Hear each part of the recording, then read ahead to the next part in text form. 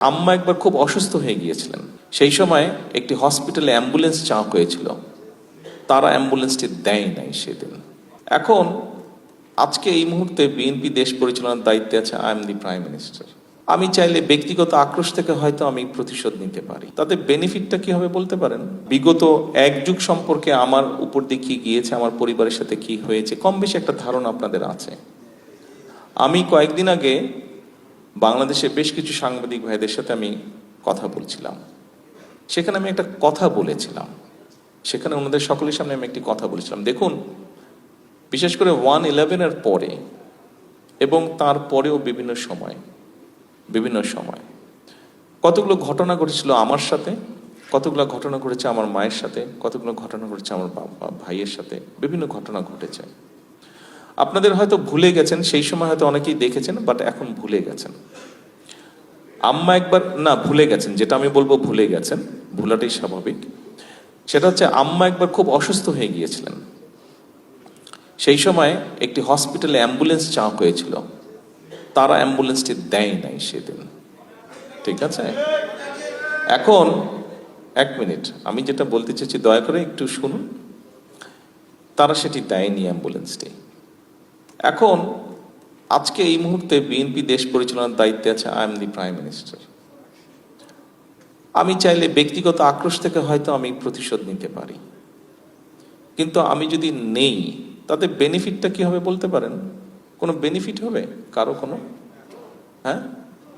কোনো বেনিফিট হবে না। যেই কথাটি আমি বলতে চাইছি, আমি গত প্রায় কতক্ষণ ধরে কথা বলছি, 1 ঘন্টা হচ্ছে। এই যে গত 45 মিনিট ধরে কথা বলছি, গত 45 মিনিট যাবত কথা বলছি, যে জিনিসটা আপনাদেরকে বোঝাতে চাইছি সেটি হচ্ছে যে দেখুন, আমাদেরকে একটি বিষয় থেকে বের হতে হবে। আপনাদের সামনে যে পরিকল্পনাগুলো তুলে ধরলাম, এই পরিকল্পনাগুলো আমাদের সবার জন্যই আমরা করেছি। আমরা যদি সকলে মিলে হইচই করি, সকলে মিলে যদি শুধু নিজেরটা দাবি করি, তাহলে কোনোটাই হবে না। শুধু যদি নিজেরটা আমরা চিন্তা করি, কোনোটাই হবে না। দেশ আমাদের সবার, আমাদেরকে সবাইকে ধৈর্য ধারণ করে ধীরে ধীরে এগোতে হবে। সেজন্য আজকে আপনাদেরকে বলবো, আপনি প্রবাসী, হ্যাঁ আপনি প্রবাসী, আমিও তো দেশি। আপনার যেরকম দেশের উপরে দাবি আছে, আমার উপরে দেশের উপরে দাবি আছে, রাইট? আসেন না কথাটাকে চেঞ্জ করি। আমরা দাবি কথাটা কেন আমরা বারে বারে বলি, কেন আমরা ভিন্নভাবে চিন্তা করি না? আমরা দাবিটাকে ভুলে গিয়ে কেন আমরা বলি না, প্রবাসী হিসেবে আপনার যেরকম দেশের প্রতি কর্তব্য আছে, দেশি হিসেবে আমারও তো দেশের প্রতি কর্তব্য আছে।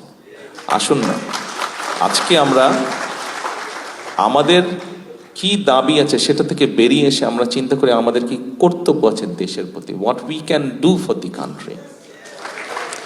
আমরা কি নিব দেশ থেকে? দেখুন, দেশ থেকে কেউ একজন, একটি গোষ্ঠী দেশ থেকে নিতে নিতে দেশটিকে একদম শেষ করে দিয়েছে। আজকে দেশটিকে একদম ধ্বংস করে দিয়েছে।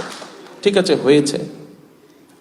হয়েছে, কি করার? কিছু করার ছিল না। আমরা চেষ্টা করেছি, বুকের রক্ত দিয়েছে মানুষ, দেশকে স্বৈরাচার মুক্ত করেছে। এখন আসুন আমরা সকলে মিলে কি করতে পারি দেশের জন্য, এইটিতে আমরা আসি।